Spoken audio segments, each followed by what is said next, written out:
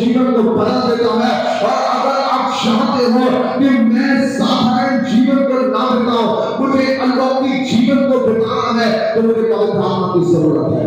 और ये जो पवित्र आत्मा आपके जीवन में तभी आएगा जब आप पवित्र आत्मा के लिए तैयार रहेंगे। आमीन। जब आप पवित्र आत्मा को पाने के लिए तैयार रहेंगे कि चाहे कुछ भी हो जाए। आज मैं चाहता हूं कि पवित्र आत्मा मेरे जीवन को स्पर्श करे। और मैं कहना चाहता हूं जिस दिन आपकी ये प्रार्थना हो जाएगी, जिस दिन आप पवित्र आत्मा को पाने के लिए भूखे और प्यासे हो जाएंगे, पवित्र आत्मा आपके जीवन के अंदर में आने को तैयार हो जाएगा। पवित्र आत्मा आपके जीवन के अंदर में कार्य करने को तैयार हो जाएगा। परमेश्वर का आत्मा आपके जीवन को बदलने के लिए तैयार हो जाएगा। लेकिन यदि आप अभिषेक को पाने के लिए भूखे और प्यासे रहिए, पवित्र आत्मा आएगा और आकर के चले भी जाएगा। लेकिन जिस दिन आप पवित्र आत्मा के अभिषेक के लिए भूखे और प्यासे हो जाते हैं, पवित्र आत्मा का अभिषेक आपके जीवन के अंदर में आना चालू हो जाता है। और चर्च, अगर आप तैयार हैं, वो अपने अभिषेक से आज के सुबह को भरने जा रहा है। अगर आज के सुबह आप तैयार हैं, वो अपनी सामर्थ को आपके जीवन के अंदर में उन देने को तैयार है। हालेलुया। सुनिए, परमेश्वर का वचन एक बात को कहता है। यीशु मसीह ने अपने चेलों को बुलाया। यीशु मसीह ने अपने चेलों से एक बात को कहा कि लोग मुझे क्या कहते हैं। किसी ने कहा कि प्रभु तू एलिया है, किसी ने कहा कि प्रभु तू एलीशा है, किसी ने कहा कि तू मूसा है, किसी ने और कुछ कहा, किसी ने कहा तू चमत्कार करने वाला है। तब परमेश्वर पतरस से एक बात को पूछता है कि तू मुझे क्या कहता है। तब पतरस से एक बात को बोलता है, परमेश्वर तू मूसा नहीं है, तू एलिया नहीं है, तू एलीशा नहीं है, तू कोई बड़ा प्रॉफिट नहीं है, लेकिन तू तो सर्वशक्तिमान परमेश्वर का पुत्र है। और उसी समय परमेश्वर यीशु मसीह ने पतरस से कहा, मैं चट्टान के ऊपर में अपनी कलीसिया को बनाऊंगा और अधोलोक के फाटक उसके ऊपर में कभी प्रबल नहीं होने पाएंगे। क्योंकि तू ये विश्वास करता है कि परमेश्वर तू तो भविष्यवक्ताओं से बढ़कर है, क्योंकि तू तो परमेश्वर का पुत्र है। पतरस क्या बोल रहा है कि तू मूसा से बढ़कर है, तू एलिया से बढ़कर है, तू एलीशा से बढ़कर है, तू तो परमेश्वर का पुत्र है। और मैं आपको बताना चाहता हूं, जिस दिन आप यीशु मसीह के ऊपर में ये विश्वास करते हैं कि वो तो परमेश्वर का पुत्र है, मैं आपको बताना चाहता हूं, वो आपके लिए सबसे बड़ा प्रॉफिट बन जाता है, वो आपके लिए सबसे महान भविष्यवक्ता बन जाता है, वो आपके लिए चमत्कार करने वाला बन जाता है, वो आपके जीवन को बदलने वाला बन जाता है। क्योंकि आप अंगीकार करते हो कि प्रभु तू तो साधारण नहीं है, लेकिन तू तो परमेश्वर का पुत्र है। और आपको पता है, जिस दिन पतरस ने अंगीकार किया, परमेश्वर पतरस से कहता है कि तू पत्थर है। आपको पता है पतरस का अर्थ होता है, पतरस पेट्रोस से निकला है। आमीन। किससे निकला है? पेट्रोस। पेट्रोस का अर्थ होता है पत्थर। क्या होता है? पत्थर। और परमेश्वर पतरस से कह रहा है, पतरस तू पत्थर है। क्या बोल रहा है परमेश्वर? तू पत्थर है। और परमेश्वर बोल रहा है, मैं तुझ पर अपनी कलीसिया बनाऊंगा और अधोलोक के फाटक उस पर कभी प्रबल नहीं होने पाएंगे। सुनिए, आप जाइए बाहर में एक बड़ा बोल्डर, एक बड़े बोल्डर को देखिए, 4 लात मार के देखिए, उसके बाद में क्या होता है। कितने जगह से आपका पैर क्रैक होगा ये तो आपको भी नहीं पता। क्यों? सुनिए, पत्थर को आप तोड़ नहीं सकते। जिस समय परमेश्वर आपको चुनता है, वो आपसे ये बात को कहता है, आप साधारण नहीं है, लेकिन आप पत्थर है जिसमें अधोलोक के फाटक प्रबल नहीं हो सकते। और आज मैं आपके लिए बोलना चाहता हूं, कोई अधोलोक के फाटक आपके जीवन के अंदर में प्रबल नहीं हो सकते। कोई अधोलोक के फाटक आपके घर के अंदर में प्रबल नहीं हो सकते। कोई अधोलोक की ताकतें आपके जीवन के अंदर में प्रबल नहीं हो सकते। कोई शैतान की युक्तियां आपके जीवन के अंदर में एंटर नहीं कर सकते। कोई असफलता आपके जीवन के अंदर में प्रवेश नहीं कर सकते। कोई असफलता का जीवन आपके अंदर में आ नहीं सकता, क्योंकि परमेश्वर कह रहा है कि तू पत्थर है और मैं तुझ पर अपनी कलीसिया बनाऊंगा और अधोलोक के फाटक तेरे ऊपर में कभी प्रबल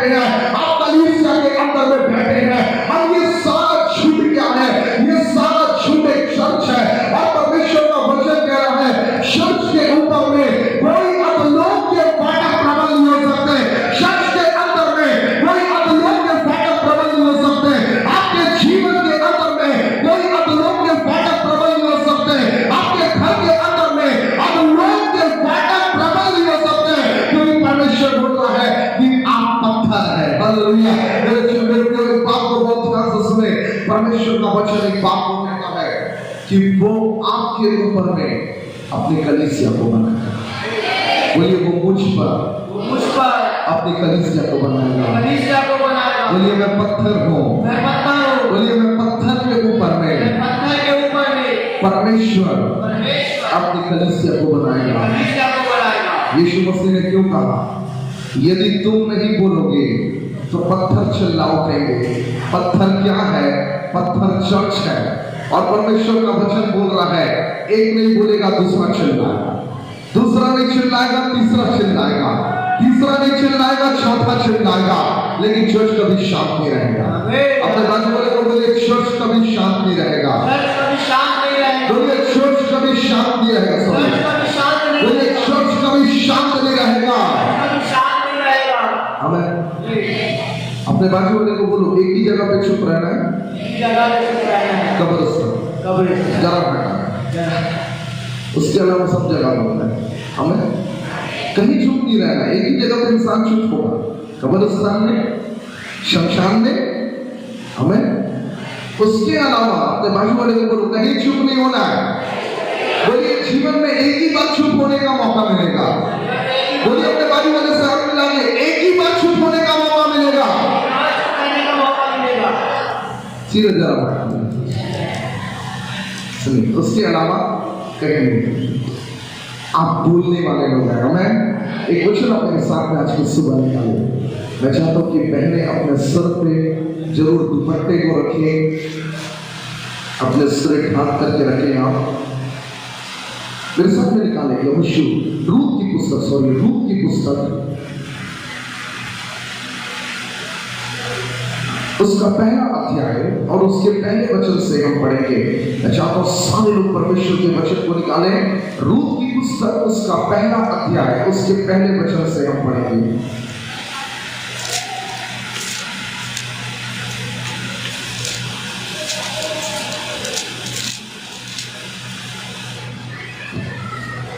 जिन दिनों में लोग न्याय करते थे, उन दिनों में देश में अकाल पड़ा। तब यहूदा के बैतलहम का एक पुरुष अपने स्त्री और दोनों पुत्रों को संग लेकर मोआब के देश में परदेशी होकर रहने के लिए चला। वह पुरुष का नाम एलीमेलेक और उसकी पत्नी का नाम नाओमी और उसके दो बेटों के नाम महलोन और किलियोन थे। ये एप्राती थे, अर्थात यहूदा के बैतलहम में रहने वाले थे। वे मोआब के देश में आकर वहां रहे और नाओमी का पति एलीमेलेक मर गया और नाओमी और उसके दोनों पुत्र रह गए। और उन्होंने एक मोआबिक स्त्री से विवाह कर लिया। एक का नाम ओरपा और दूसरी का नाम रूत था। फिर वे वहां कोई 10 वर्ष रहे। जब महलोन और किलियोन दोनों मर गए, तब नाओमी अपने दोनों पुत्रों और पति से रहित हो गई। तब वह मोआब के देश में यह सुनकर कि यहोवा ने अपनी प्रजा के लोगों की सुधि लेके उन्हें भोजन वस्तु दी है, उस देश से अपनी दोनों बहुओं समेत लौट जाने को चली।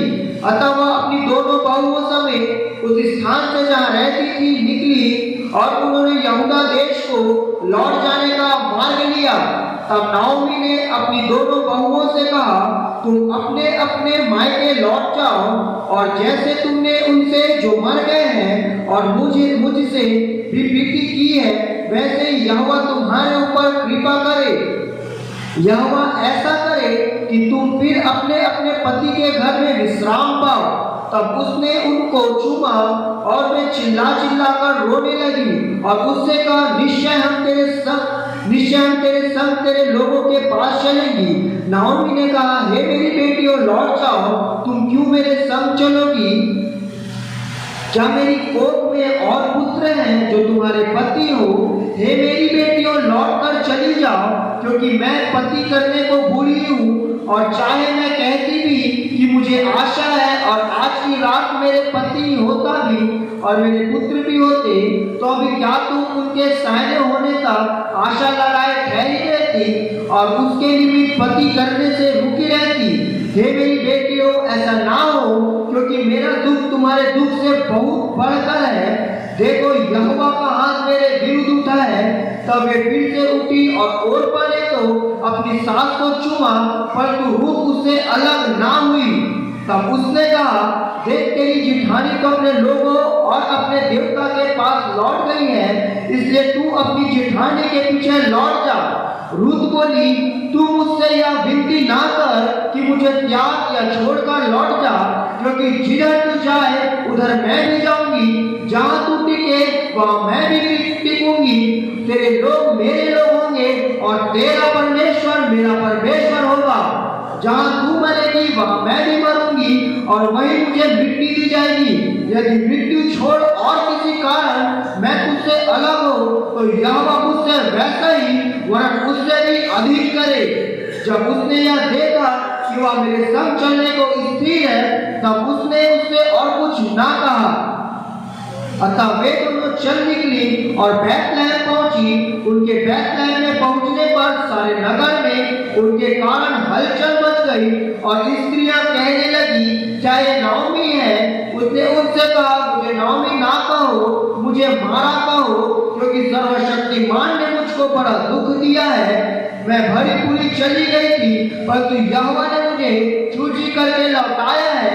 इसलिए जबकि यहोवा ही ने मेरे विरुद्ध साक्षी दी और सर्वशक्तिमान ने मुझे दुख दिया, फिर तुम मुझे क्यों नाओमी कहती हो? इस प्रकार नाओमी अपनी मोआबी बहू रूत के साथ लौटी, जो मोआब देश से आई थी। वे जौ काटने के समय के आरंभ में बैतलहम पहुंची। परमेश्वर का वचन यहाँ पर एक बात को बताता है। ये पूरी पुस्तक जो है वो रूत के बारे में है। किसके बारे में? रूत के बारे में। बाइबल कहती है यहां पर एक व्यक्ति था जिसका नाम, परमेश्वर का वचन बोलता है, एलीमेलेक था। उसकी पत्नी का नाम नाओमी था। उसके पास में 2 बेटे थे और परमेश्वर का वचन बताता है कि वो बैतलहम के अंदर में रहते थे। बैतलहम का अर्थ होता है रोटी का घर। क्या होता है बैतलहम का अर्थ? रोटी का घर। सब जोर से बोलिए, रोटी का घर। रोटी का घर। परमेश्वर का वचन ऐसा बताता है कि लिखा हुआ है, एक दिन ऐसा हुआ कि बैतलहम के अंदर में अकाल पड़ा। बैतलहम के अंदर में अकाल पड़ा। देखिए, जिस नगर को रोटी का घर कहा जाता था, जिस नगर को ये बात कहा जाती थी कि इस नगर के अंदर में रोटी है, क्योंकि बैतलहम के नाम का अर्थ ही होता है रोटियों का नगर। क्या होता है? रोटियों का नगर। और बाइबल कहती है जिस नगर का नाम रोटियों का नगर था, उस नगर के अंदर में बड़ा अकाल पड़ा।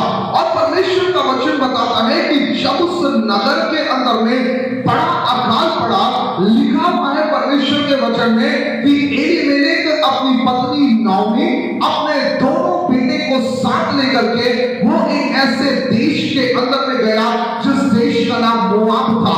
और जब भी आप बाइबल में मोआब देश के बारे में पढ़ते हैं, मोआब देश को परमेश्वर ने श्रापित किया था, क्योंकि मोआब जो था वो परमेश्वर की दृष्टि में गलत था। मोआब परमेश्वर की दृष्टि में श्रापित था। व्यभिचार के द्वारा जो बच्चे उत्पन्न हुए थे वो मोआबी संतान कहलाते थे। और मोआबी जो वंश था वो लूत के वंश के अंदर में से निकल के आए, जिन्हें परमेश्वर ने श्रापित किया था। और बाइबल कहती है वो परमेश्वर के नगर बैतलहम को छोड़ करके, वो रोटी के घर को छोड़ करके, वो एक ऐसे स्थान में अपने बच्चों के साथ में रहने के लिए चला गया जो नगर परमेश्वर की दृष्टि में श्रापित था। और परमेश्वर का वचन बताता है कि जब एलीमेलेक अपनी पत्नी के साथ में, अपने बच्चों के साथ में मोआब में पहुंचा, लिखा हुआ है वो परमेश्वर के दंड के कारण, श्राप के कारण उसके नाओमी के पति एलीमेलेक की मृत्यु हो गई। कुछ समय के बाद में लिखा हुआ है नाओमी ने अपने दोनों बेटों का विवाह किया। उसने मोआबी लड़कियों के साथ में अपने बेटों का विवाह किया। और परमेश्वर का वचन बताता है कि कुछ समय के बाद में ऐसा हुआ कि नाओमी के दोनों बेटे मारे गए। सुनिए, जब तक वो बैतलहम के अंदर में थे, जब तक वो परमेश्वर के नगर में थे, जब तक वो रोटियों के नगर में थे, उनके जीवन के अंदर में मृत्यु कभी नहीं आई। लेकिन जिस दिन उन्होंने परमेश्वर के घर बैतलहम को छोड़ा, जिस दिन उन्होंने रोटियों के घर को छोड़ा, लिखा हुआ वो दूसरे देश में निकल तो गए, लेकिन लिखा हुआ है एलीमेलेक मर गया। उसके दोनों बेटे उस जगह के अंदर में मारे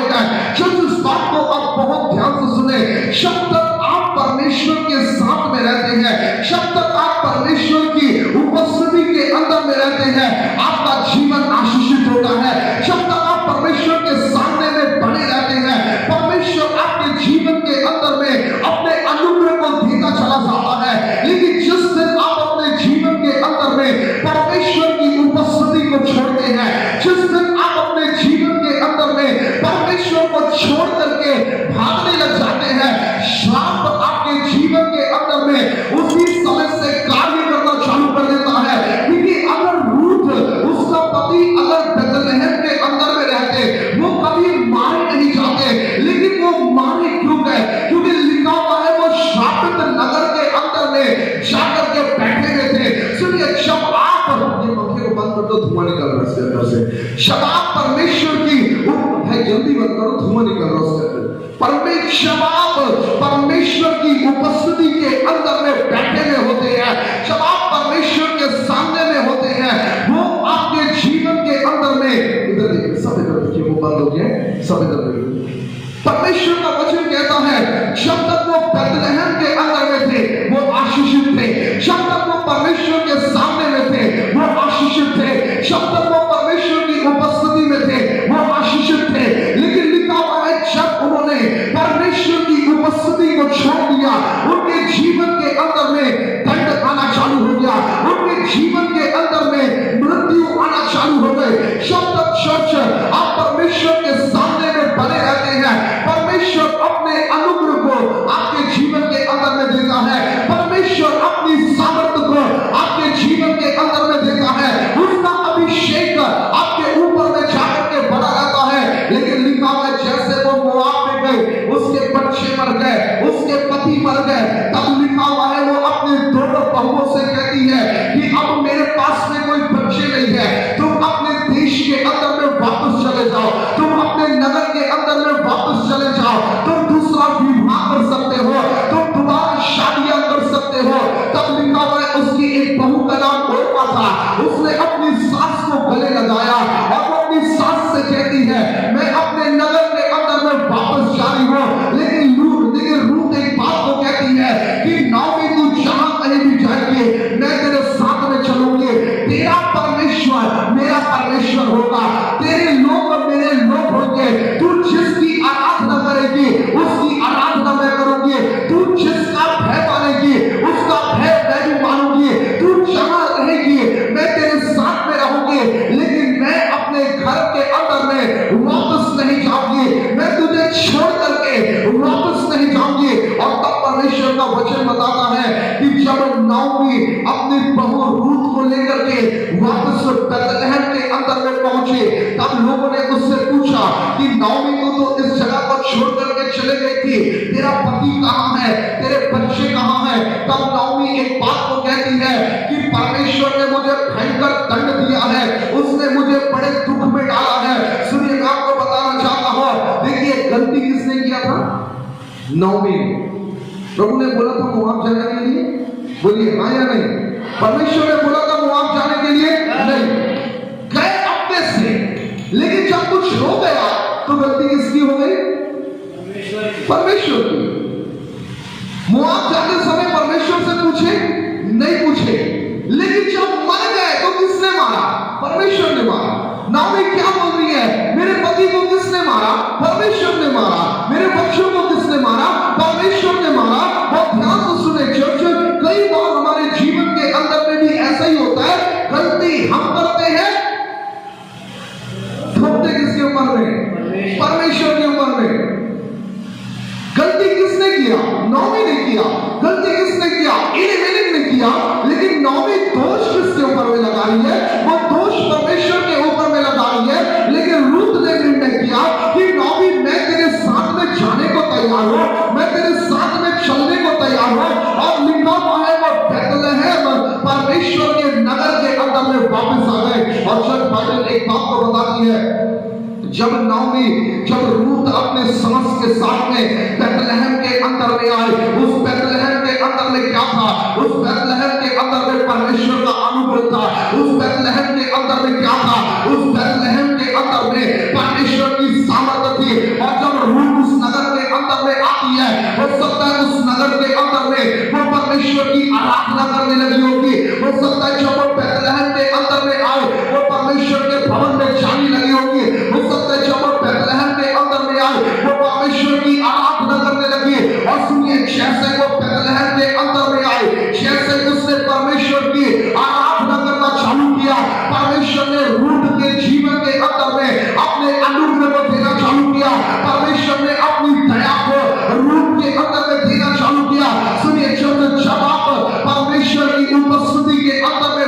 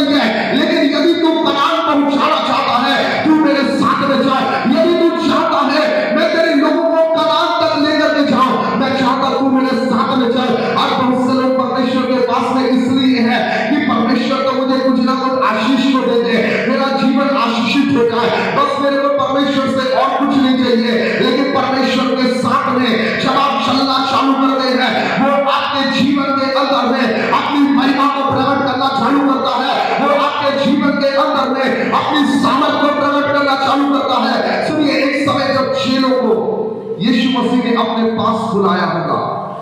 पतरस को लगा होगा मेरा काम है लोगों को मछली बांटना। क्या काम है?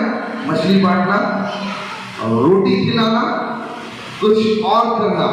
लेकिन परमेश्वर बताना चाह रहा था, पतरस एक दिन जिस हाथों से तो लोगों को मछली खिला रहा है, जिस हाथों से तो लोगों की सेवा कर रहा है, एक दिन मैं इन्हीं हाथों के द्वारा चमत्कारों के कामों को करूंगा। सुनिए, आज ये हाथ आपका कोई साधारण काम कर रहा होगा। हो सकता है आज आपका ये जीवन आपको कुछ अद्भुत नहीं दिख रहा होगा। हो सकता है आप वही साधारण से जीवन के साथ में परमेश्वर के साथ में चल रहे होंगे, लेकिन यदि आप उसकी उपस्थिति में पड़े हैं, एक दिन वो आपको उठा करके खड़ा करेगा। यदि आप उसके सामने में पड़े हुए हैं, एक दिन वो अपनी महिमा के लिए आपको इस्तेमाल करेगा। यदि आप उसके साथ में बने हुए हैं, एक दिन वो आपके द्वारा अपने राज्य को खड़ा करेगा। सुनिए, एक दिन आप उसके द्वारा परमेश्वर की महिमा को प्रकट करेंगे। और सुनिए, जब रूथ ने निर्णय लिया कि मैं नौमी के साथ में चलूंगी, मैं उसके परमेश्वर की आराधना करूंगी, मैं बेथलेहम के अंदर में रहूंगी, लिखा हुआ है जब वो बेथलेहम के अंदर में पहुंची, परमेश्वर का अनुग्रह उसके जीवन में आना चालू हो गया। परमेश्वर की सामर्थ उसके जीवन के अंदर में आना चालू हो गए। और सुनिए, ये वही रूथ थी जिसके वंश के अंदर में से राजा दाऊद आया था। ये वही रूथ थी जिसके वंश के अंदर में से राजा सुलेमान आया था। ये वही रूथ थी जिसके वंश के अंदर में से प्रभु यीशु मसीह का जन्म हुआ था। मैं आपको बताना चाहता हूं, जब एक व्यक्ति अपने जीवन को परमेश्वर के लिए समर्पित करता है, परमेश्वर उसके द्वारा बड़े कामों को प्रकट करता है। अगर आज के दिन में आपने अपने जीवन को परमेश्वर के हाथों में समर्पित किया है, परमेश्वर आने वाले समय में आपके वंशों के द्वारा अपनी महिमा को प्रकट करेगा। परमेश्वर आपके बच्चों के द्वारा अपनी महिमा को प्रकट करेगा। आपकी पीढ़ियां परमेश्वर के अनुग्रह को देखेंगे, आपके बच्चे परमेश्वर के अनुग्रह को देखेंगे, आपके आने वाली पीढ़ियां परमेश्वर के अनुग्रह को देखेंगे। लेकिन सुनिए, अनुग्रह तभी आएगा जब अभी आप परमेश्वर के सामने में अपने आप को समर्पित करेंगे। सुनिए, सच है, आपको लग रहा होगा मैं 12 घंटे प्रार्थना कर रहा हूं, आपको लग रहा होगा मैं 4 घंटे प्रार्थना कर रहा हूं। सच मैं आपको बताना चाहता हूं, आप 4 घंटा प्रार्थना कर रहे हैं, आपके जीवन में तो प्रभु आशीष देगा, लेकिन वो आपकी पीढ़ियों के अंदर में भी अपनी आशीषों को देगा। सुनिए, रूथ नहीं जानती थी उसका डेडिकेशन एक दिन उनके बच्चों को राजा की गद्दी पर बैठाना चाहता है। अपने बाजू वाले को बोले, आप नहीं जानते, आप नहीं जानते, आपका समर्पण आपके बच्चों को, आपके बच्चों को, आपकी पीढ़ियों को आपकी पीढ़ियों को राजा की गद्दी पर बैठाने जा रहा है। राजा की गद्दी पर बैठाने। आपको दिख रहा है अभी मेरे पास में कुछ नहीं है, आपको नजर आ रहा है अभी मेरे पास में कुछ नहीं है, लेकिन सुनिए, एक दिन परमेश्वर आपके जीवन में वो अनुग्रह करेगा कि परमेश्वर एक दिन आपको उठाएगा और अपनी महिमा आपके जीवन के अंदर में प्रकट करेगा। रूथ के साथ में क्या हुआ? रूथ परमेश्वर के साथ में चलने लगी। लिखा हुआ एक दिन उसकी मुलाकात बोअज से होती है, और बोअज रूथ को जब देखता है और रूथ से एक बात को कहता है। मैं चाहता हूं उस वचन को आप पढ़ दें, परमेश्वर के वचन से, दूत की पुस्तक उसका 2 अध्याय उसका 11 वचन से। बोअज ने उत्तर दिया, जो कुछ तूने पति की मृत्यु के बाद अपनी सास से किया है, और तू किस प्रकार अपने माता पिता और जन्मभूमि को छोड़कर ऐसे लोगों में आई है जिनको तू पहले ना जानती थी, यह सब मुझे विस्तार के साथ बताया गया है। यहोवा तेरे कार्य का फल दे, और इस्राएल का परमेश्वर यहोवा जिसके पंखों तले तू शरण लेने आई है, तुझे पूरा बदला दे। देखिए यहाँ पर बोअज क्या कह रहा है, तूने जो अपनी नौमी के साथ में तू बेथलेहम के अंदर में आई, तूने अपने जीवन के अंदर में परमेश्वर का चुनाव किया है, इसी कारण परमेश्वर तेरे कार्यों का पूरा पूरा प्रतिफल तुझे देगा। उसके जीवन में अनुग्रह क्यों आया? क्योंकि उसने अपने आप को परमेश्वर के लिए समर्पित किया था। बोअज क्या बोल रहा है? परमेश्वर तेरे कार्यों का पूरा पूरा प्रतिफल देगा। सुनिए, परमेश्वर आपके कामों का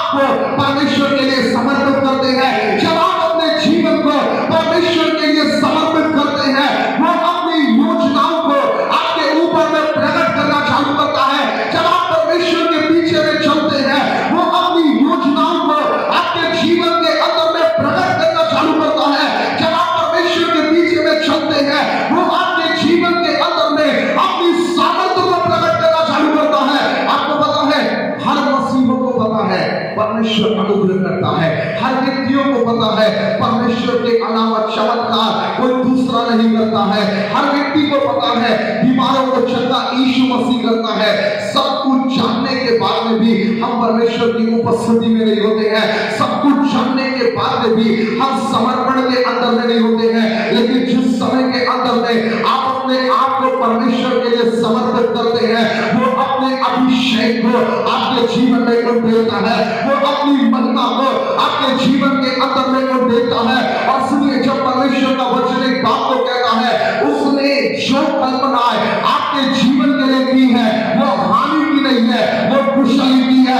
सुनिए, प्रभु ने आपके लिए क्या प्लान बनाया है, उसने आपके लिए जो योजनाओं को बनाई है वो गरीबी की योजना नहीं है। परमेश्वर ने आपके लिए जो योजनाएं बनाई है वो असफलताएं की योजना नहीं है। प्रभु ने जो योजनाओं को आपके लिए बनाया है वो हारने की योजनाएं नहीं है। लेकिन जो योजनाएं परमेश्वर ने आपके लिए बनाया है, यदि आप अपने आप को परमेश्वर के लिए समर्पित करते हैं, एक दिन परमेश्वर की योजनाएं आपके जीवन में पूरी होने जा रही है। और सुनिए, चर्च में कहना चाहता हूं, यदि आप परमेश्वर के प्रति समर्पित है, शैतान आपके घर को कभी नहीं हिला सकता। अपने बाजू वाले को बोले, यदि आप परमेश्वर के लिए समर्पित है, शैतान आपके घर को कभी नहीं गिरा सकता।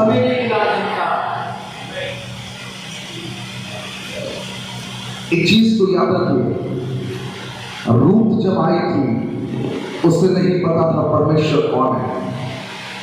रूत को नहीं पता था एक दिन उसके वंश में से राजाओं का जन्म होगा। लेकिन जिस दिन वो परमेश्वर के प्लान पे चलने लगी, परमेश्वर की योजनाएं भी उसके जीवन के अंदर में क्या करने लगी?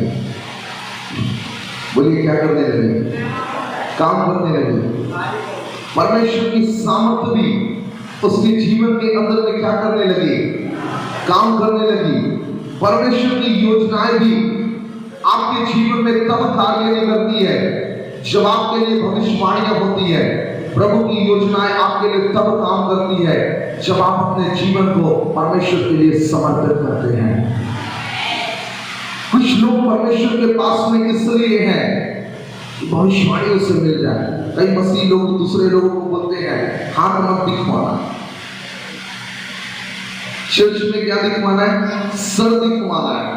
कुछ तो प्रभु मेरे बारे में बताए।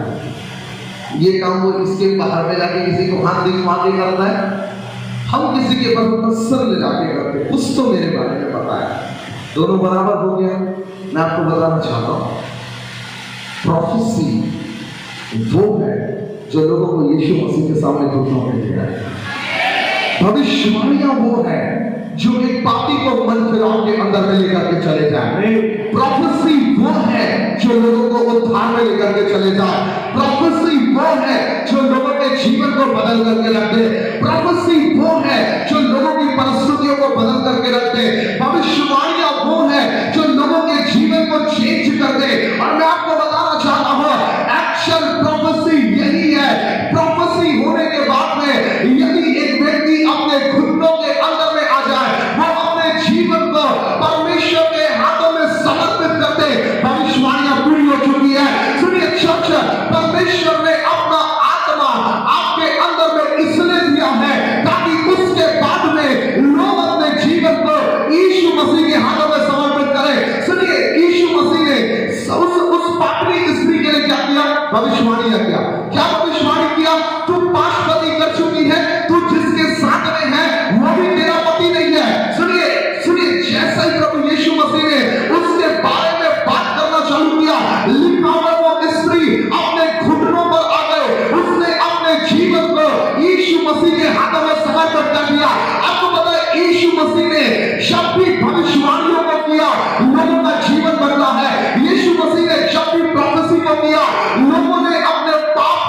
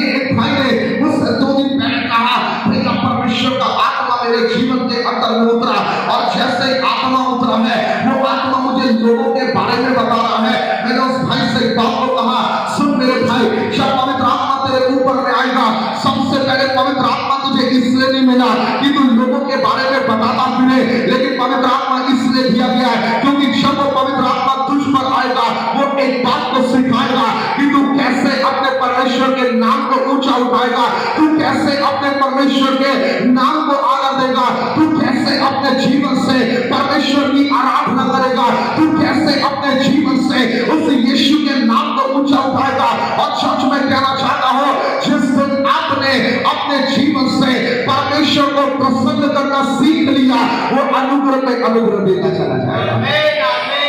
सुनिए, अगर एक बेटा अपने पिता को प्रसन्न करना सीख लिया ना, उसको मांगना नहीं पड़ेगा, पिता देता चला जाएगा। जिस दिन आपने अपने जीवन से अपने परमेश्वर को प्रसन्न करना सीख लिया, एक दिन वो जंगल से उठा करके राजा भी बना सकता है। सुनिए, दाऊद जानता था शाऊल को कौन है? बोलिए हाँ या नहीं पता था। लेकिन दाऊद के पास में, दाऊद किसी प्रॉफिट के पास में नहीं गया, प्रॉफिट उसके घर में आया। क्यों प्रॉफिट उसके घर में आया? क्योंकि जंगल में सीख लिया था प्रभु को प्रसन्न कैसे किया जाता है, जंगल में सीख लिया था परमेश्वर को कैसे लाया जाता है, जंगल में सीख लिया था परमेश्वर को कैसे आदर दिया जाता है, जंगल में सीख लिया था परमेश्वर किस कामों से प्रसन्न होता है। और एक दिन परमेश्वर शाऊल से बोलता है, तुझे दाऊद के पास में जाना है क्योंकि मैंने राजा होने के लिए उसका अभिषेक किया है। सुनिए, दाऊद शाऊल के पास में नहीं गया कि शाऊल मेरे बारे में बता कि परमेश्वर की इच्छा मेरे जीवन के लिए क्या है। एवरी डे मेरे पास में कॉल आते हैं, लोग पूछते हैं कि भैया मेरे लिए प्रार्थना करके बताइए, मेरे जीवन के लिए परमेश्वर की क्या इच्छा है, मेरे जीवन के लिए परमेश्वर क्या करना चाहता है। सच में बताना चाहता हूं, वो अपने भविष्यवक्ताओं के द्वारा अपनी इच्छाओं को जरूर प्रकट करता है, लेकिन आपसे एक बात को कहना चाहता हूं, जिसको परमेश्वर चुनता है वो एक बात को जानता है, वो अपने परमेश्वर को प्रसन्न करना जानता है। अगर आप परमेश्वर की महिमा के लिए इस्तेमाल होना चाहते हैं, आपको अपने जीवन से परमेश्वर को प्रसन्न करना सीखना है। सुनिए, दाऊद ने अपनी आराधना से परमेश्वर को इतना प्रसन्न किया, लिखा हुआ परमेश्वर शाऊल से कहता है, तुझे दाऊद के घर के अंदर में जाना है। जिस दिन शाऊल भविष्यवक्ता ईशे के घर के अंदर में गया, ईशे चौंक गया, इतना बड़ा नबी मेरे घर के अंदर में आया है। शाऊल कहता है, सुन ईशे, परमेश्वर ने तेरे घर के अंदर में से एक व्यक्ति को राजा होने के लिए चुना है। ईशे ने अपने सारे बेटों को बुलाया। जैसे ही शाऊल ने देखा कि ईशे के सारे बेटे उस जगह के अंदर में आ चुके हैं, लिखा हुआ है परमेश्वर एक एक को रिजेक्ट करता गया, परमेश्वर एक एक को रिजेक्ट करता गया।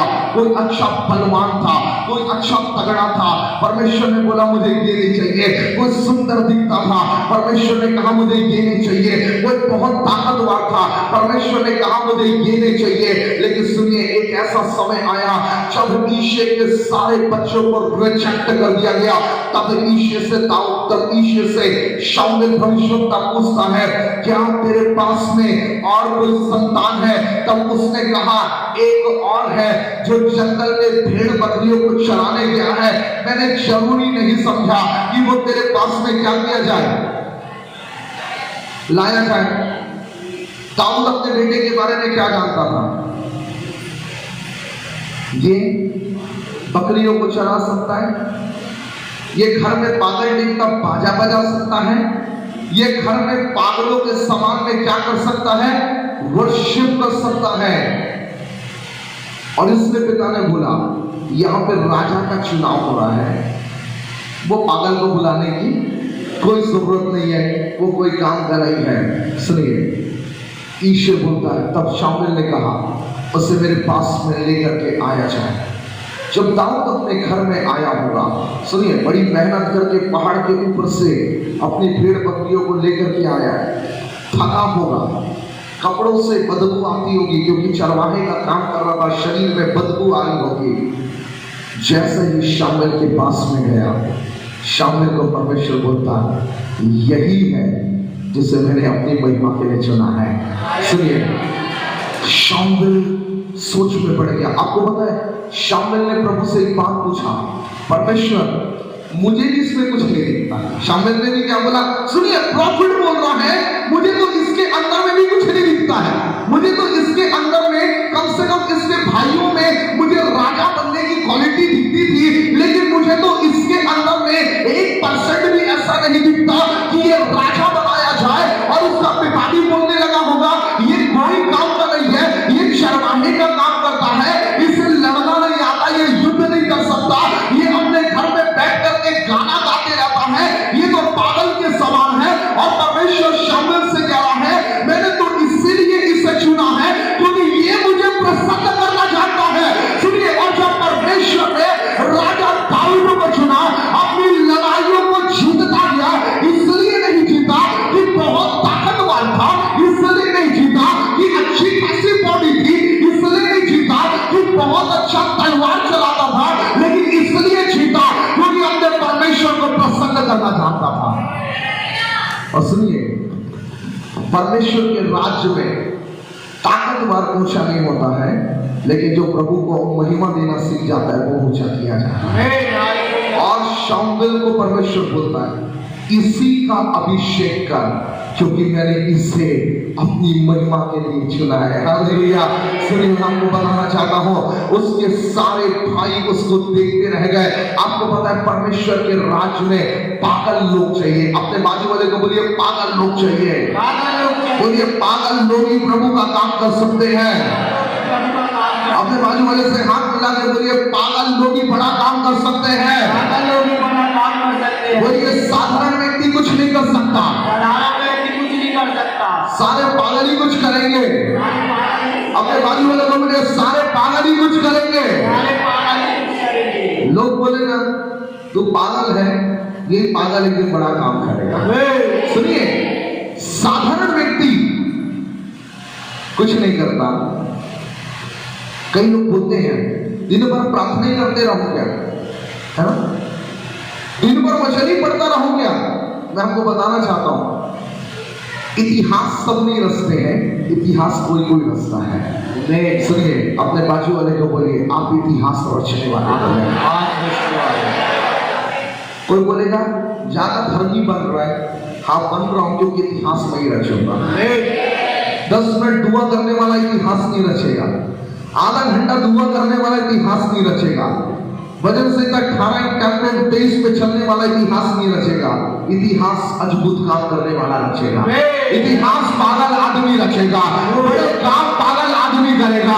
सुनिए, वो जो 5 मिनट 10 मिनट करने वाला ना, ये कुछ नहीं करने वाला है। लेकिन सुनिए, जो पागल है परमेश्वर के लिए, जो उसकी आराधना के लिए पागल है, जो चर्च जाने के लिए पागल है, जो कलीसिया जाने के लिए पागल है, जो उसके राज्य को बढ़ाने के लिए पागल है, जो सुसमाचार प्रचार करने को तैयार है, वही इतिहास रचेगा। सुनिए, सोचने वाला इतिहास नहीं रचेगा, वो ज्यादा सोचने समझने वाला इतिहास नहीं रचेगा। लेकिन जो परमेश्वर के प्रति पागल होगा, वो प्रभु के लिए बड़े काम करेगा।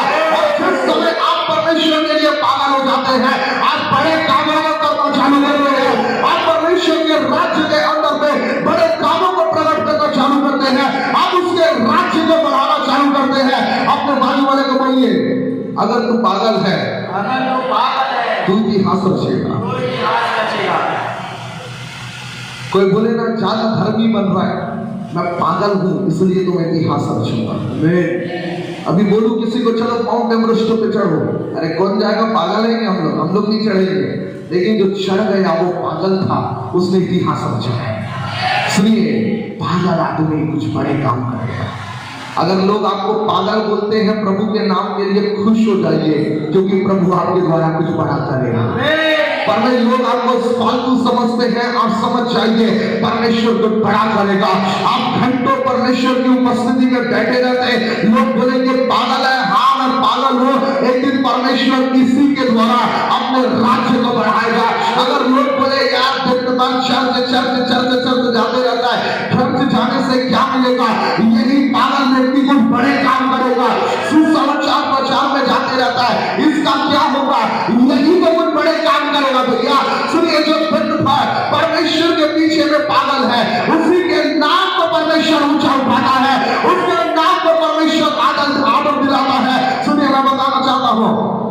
बाजू वाले को बोलिए, पागल व्यक्ति पागल व्यक्ति घंटों प्रार्थना कर सकता है, घंटों प्रार्थना कर सकता है, जो पागल नहीं हो नहीं करेगा, जो पागल नहीं हो नहीं करेगा। कर सकता है क्या? एक दिन मुझे शहर बांटा में एक पागल मिला, मुझे उसको देख करके बड़ा तरस आया। मैंने बोला कुछ खाएगा? बोले खाऊंगा। मैं बोला दो इसको खाने को। खा लिया। और खाओगे? खाऊंगा। और खा लिया। मेरे को लगा ज्यादा ही भूखा होगा, और खाएगा, खाएगा, खा लिया। कुछ पिएगा, पी लिया, और पिएगा, और पी लूंगा।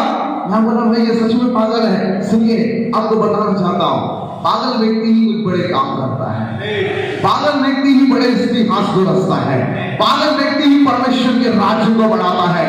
दाऊद क्या था? पागल था।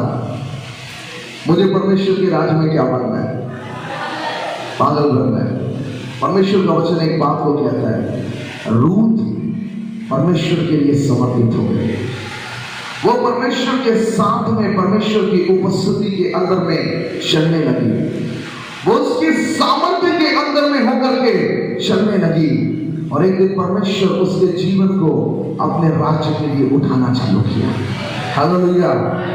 कोई अपनी दारू के लिए पागल है, कोई किसी और चीज के लिए पागल है, लेकिन परमेश्वर का वचन एक बात को कहता है, जब दाऊद परमेश्वर की आराधना के लिए इतना पागल था, उसे समझ नहीं आया कि आज उसके साथ में क्या होने वाला है। और सुनिए, जब वो आया, परमेश्वर ने अभिषेक किया। आप बहुत ध्यान से सुने चर्च, ये टॉपिक नहीं है, मैं टॉपिक से बाहर जा रहा हूं। अभिषेक होने के बाद में दूसरे दिन शाऊल के पास में जाके खड़ा नहीं हो गया, चल मेरी कुर्सी से नीचे उतर, प्रभु ने मेरे को राजा बनाया। बाइबल कहती है 18 साल तक के वो अपने परमेश्वर की बात जोड़ता था। मैं आने वाले समय में इस टॉपिक से बाहर आया, 18 साल तक के अपने परमेश्वर के समय का इंतजार करता रहा, और तब परमेश्वर ने उसे राजा बना करके खड़ा किया। अनॉइंट होने के बाद में वो तुरंत राजा नहीं बन गया, वो बगावत नहीं करने लगा, लेकिन 18 साल तक के परमेश्वर के साथ में वही ईमानदारी के साथ में चलता रहा, वही विश्वास योग्यता के साथ में अपने जीवन को बना करके रखा, वही नम्रता के साथ में परमेश्वर के साथ में चलता रहा, वही दीनता के साथ में परमेश्वर के साथ में चलता रहा। और परमेश्वर 18 साल तक के दाऊद के जीवन के अंदर में एक बात को देख रहा था, क्या ये 18 साल तक के मेरे साथ में चलने को तैयार है? यदि किसी का अभिषेक हो जाए, सुने बहुत ध्यान से, यदि किसी का अभिषेक हो जाए, भाई खड़े हो जाओ, एक मिनट खड़े हो जाओ। अगर मैं इस भाई से कहूं, प्रभु ने आपको अभिषेक किया है चंगाई के कामों के लिए, ये भाई क्या करेगा? एक्साइटेड हो गया, प्रभु ने चंगाई के कामों के लिए अभिषेक किया है, और ये क्या करेगा? बीमारों को ढूंढेगा, बीमारों के लिए प्रार्थना करेगा। बीमार चंगे नहीं हुए, दूसरे बीमार के लिए प्रार्थना किया, शंका नहीं हुआ, तीसरे बीमार के लिए प्रार्थना किया, शंका नहीं हुआ, चौथे बीमार के लिए प्रार्थना किया, कोई चमत्कार नहीं हुआ। अब इससे क्या लगने लगता है? भैया कोई मतलब नहीं है, काम तो हो नहीं रहा है, ये अपनी प्रार्थना में कमजोर हो जाता है, ये परमेश्वर की उपस्थिति में कमजोर हो जाता है। लेकिन दाऊद ने क्या किया? वो अपनी बुलाहट में 18 साल तक के खड़े रहा, वो अपनी कॉलिंग में 18 साल तक के खड़े रहा, वो अपने अभिषेक में 18 साल तक के खड़े रहा, और 18 साल के बाद में परमेश्वर ने उसे राजा के पद पे बैठाया। सुनिए, अगर आप बात जोड़ने वाले लोग नहीं है, आप आगे नहीं बढ़ना चाहते। रूथ एक दिन में सब कुछ उसके साथ में नहीं हुआ, वो कई सालों तक के परमेश्वर के साथ में चलती रही। तब परमेश्वर ने अपनी योजनाओं को उसके ऊपर में प्रकट करना चालू किया। मोसेस परमेश्वर के साथ में कई सालों तक चलता रहा, तब परमेश्वर ने उसका सवाल करना चालू किया। हम 2 महीना, 4 महीना, 6 महीना हम प्रार्थना के जीवन में स्थिर रह पाते हैं, और 7वें महीने में वो प्रार्थनाएं खत्म हो जाती है। 6 महीने तक के हमारी प्रार्थना बहुत अच्छी थी, आज 6 महीने तक के वचन पढ़ना बहुत अच्छा था, 6 महीने तक के संगति के अंदर में जाना बहुत अच्छा था। लेकिन उसके बाद में क्या हुआ?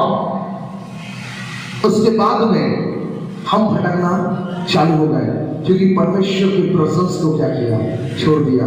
लेकिन जब आप परमेश्वर की उपस्थिति के अंदर में बने हुए रहते हैं, जब आप उसकी बाट जोते हैं, जब आप अपने जीवन को प्रभु के लिए समर्पित करते हैं, वो आपका इस्तेमाल करना चालू करता है। और रूत ने क्या किया, रूत बेथलेहम में वापस आ गई।